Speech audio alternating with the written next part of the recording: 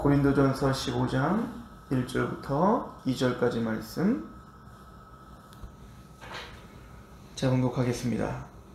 형제들아, 내가 너희에게 전한 복음을 너희에게 알게 하노니 이는 너희가 받은 것이요 또 그 가운데서 선 것이라. 너희가 만일 내가 전한 그 말을 굳게 지키고 헛되이 믿지 아니하면 그로 말미암아 구원을 받으리라. 아멘. 고린도전서 15장은 부활장이라고도 부르죠. 즉 예수 그리스도의 부활에 대하여 우리에게 설명을 해주고 있습니다. 그런데 도대체 왜 그러면 고린도전서 15장에 부활에 대한 설명을 할 수밖에 없었는지를 우리는 좀 상고해 보고 가야 될 필요가 있어요.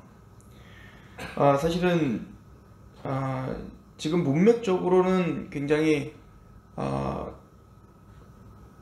좀 껄끄러운, 자연스럽지 못한 흐름인 것 같은 느낌이 들죠. 왜냐면 지금까지 사도 바울은 좀 책망을 하고 또 방언과 예언에 대한 또 은사에 대한 이야기를 하고 있다가 갑자기 주제가 급격하게 변화가 되는 거예요.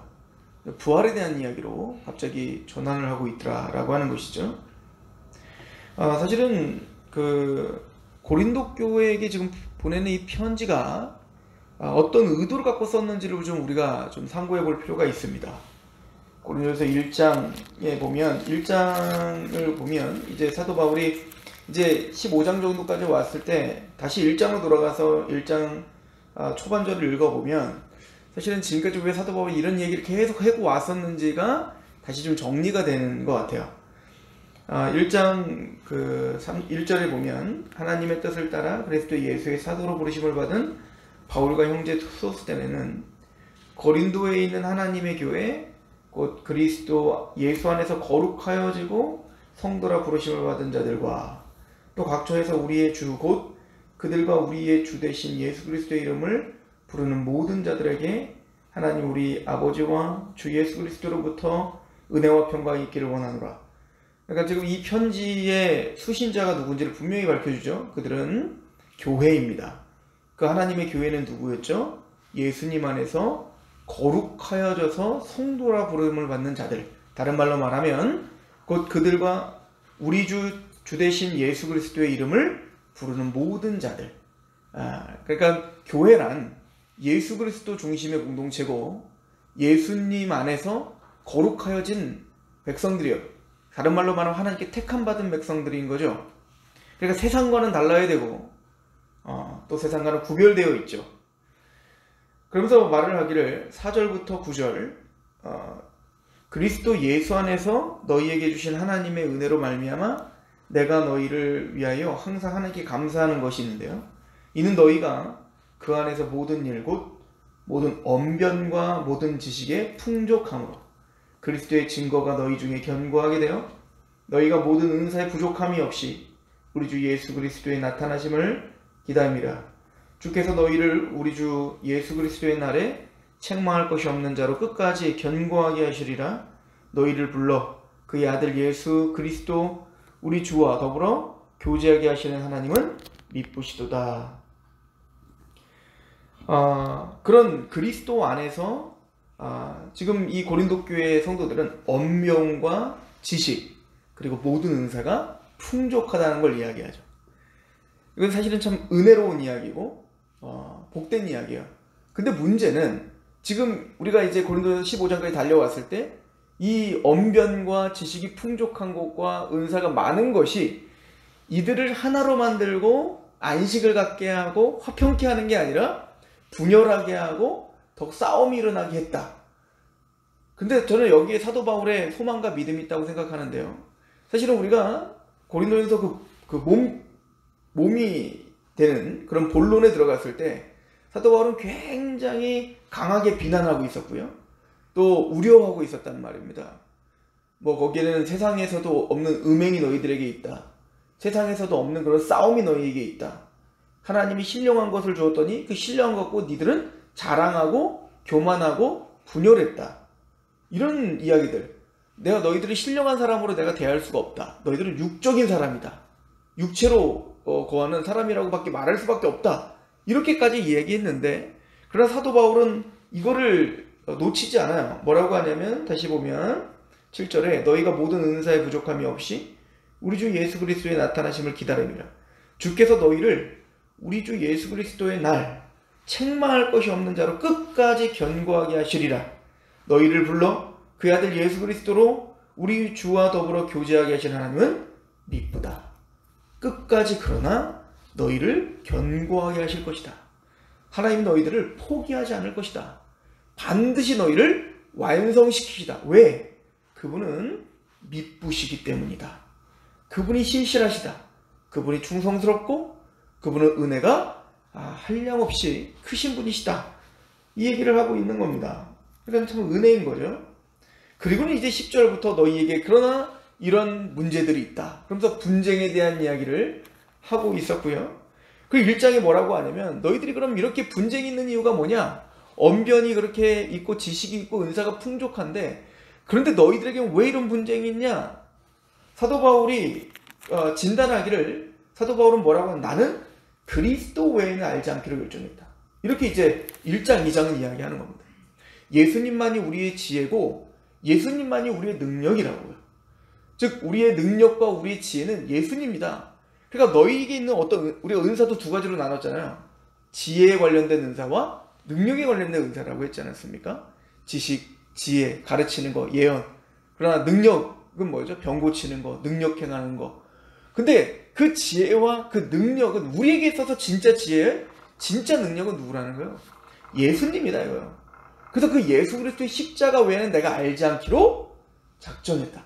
그러니까 교회 공동체라는 것은 그리스도의 십자가에 우리가 다 녹아져 들어간 그 십자가가 빠진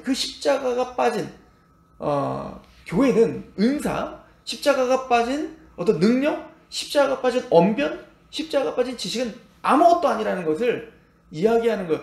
이걸 다른 말로 이야기하면요, 고린도서 12장에 은사에 대해서 구체적으로 나열한 다음에 그 십자가를 저는 사랑이라고 표현했다고 생각해요.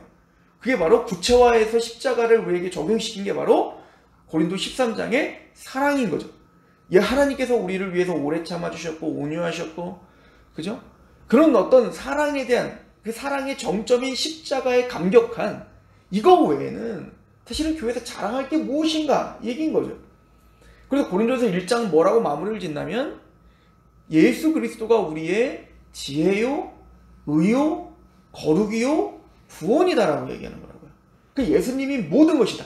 그래서 자랑하는 자는 그리스도 안에서 자랑하라. 그러니까 우리가 자랑할 게 아무것도 없다 이거예요. 교회 안에서는 그 어떤 것도, 그게 신령한 것이든 뭐 육체적인 것이든 그게 뭐 잘난 것이든 말이에요, 어떤 것도 우리에게는 자랑할 것이 없는 거다. 우리가 자랑할 것은 오직 하나, 예수 그리스도의 십자가다. 그래서 이것을 사도 바울은 어떻게 적용을 했죠? 나는 사도다. 내가 많은 것들을 누릴 수 있는 충분한 특권이 있다. 그러나 어떻게 했다는 겁니까? 나는 헬라인들에게는 헬라인처럼, 유대인들에게는 유대인처럼 말이에요. 그러니까 십자가의 삶을 살았다 이거야. 예수님의 십자가에 감격한 그 사랑에 감격했기 때문에 나도 십자가를 짊어지는 삶을 살았다. 그 십자가 짊어지는 삶이 뭐죠? 고린도서 10장에 너희는 먹든지 마시든지 무엇을 하든지 하나님의 영광을 위하여 하라. 즉 나의 유익을 구하지 말고 남의 유익을 구하며 살아라. 왜? 이게 십자가고 이게 사랑이기 때문에 그러다. 그러면 그 십자가의 길을 걷는다는 건, 사랑의 길을 걷는다는 것은 우리에게 희생이 따르는 일이고 꼭 그렇게 하면 죽을 것 같은 길인 것처럼 보이는 거예요. 좁은 길이기 때문에 그런 거죠. 그런 모든 이야기들, 은사에 대한 이야기, 사랑에 대한 이야기, 또 예언과 방언에 대한 이야기를 하면서 교회의 질서에 대한 이야기를 하면서 결론을 이야기를 15장에 그래서 부활에 대한 이야기를 하는 겁니다. 즉 그건 죽는 길이 아니다. 그것이 사는 길이다. 또 이것은 그 마지막 날에 주님께서 우리를 그렇게 회복시키고 완성시키시는 그 능력의 날이 분명히 우리에게 있다. 부활의 날이 있다. 우린 육체적으로 살다가 육체로 끝나는 사람이 아니요. 우리는 마침내 그 육체가 다시 부활하게 될, 예수님을 통하여 마침내 그 영광스러운 지혜와 의와 거룩과 구원이라고 했는데 그 구원은 구원의 완성까지 이야기하는 거거든요. 그 구원의 완성을 하실 그 신실하신 하나님이 마침내 예수님이 부활하신, 육체로 예수님이 부활하신 것이 사실이듯 우리도 그렇게 육체적으로 부활할 것이 확실하다. 이것을 우리에게 이야기해 줄 수밖에 없었던 겁니다. 또 혹 어떤 신학자들은 지금 사실은 고린도 교회의 성도들의 그런 어떤 모습들을 보면 말로는 예수님을 믿는다고 말하죠. 말로는 예수님의 부활도 믿죠. 이 사람들은 다 믿는 사람들입니다. 그런데 문제는 이 사람들은 영적인 것은 뭔가 거룩하고 육적인 것은 뭔가 질이 떨어지는 것이라고 생각을 했다고요. 그래서 신령한 것을 자랑했단 말입니다. 나는 방언을 해. 나는 뭐 예언을 해. 나는 어떤 신령한 것들을 경험했어. 그러니까 이 사람들은요, 우리의 육체적으로 살아가고 있는 이 현실 속에서 일어나는 일들에 대해 이것들은 좀 가볍게 여기고 이 사람들은 어떤 신령한 것들만 강조하는 사람들이었던 겁니다. 그거에 대한 반격을 하고 있는 겁니다. 사도 바울은 또 한편으로는 우리 육체도 거룩하게 하나님 부활할 것을 너희가 정말 알지 못하는가?